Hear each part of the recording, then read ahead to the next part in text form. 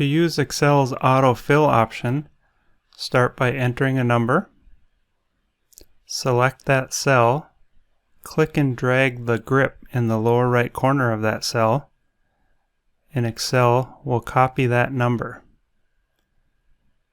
If you wish a pattern to be repeated, start the pattern in the first 2 or 3 cells. For example, 2, 3, 4. Select those 3 cells, drag the same grip in the lower right, and Excel repeats that pattern.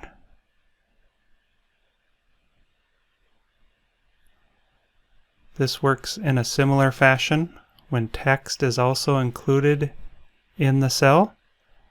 Select the cell, select the grip in the lower right corner, drag. We see the number is increased by 1 each time.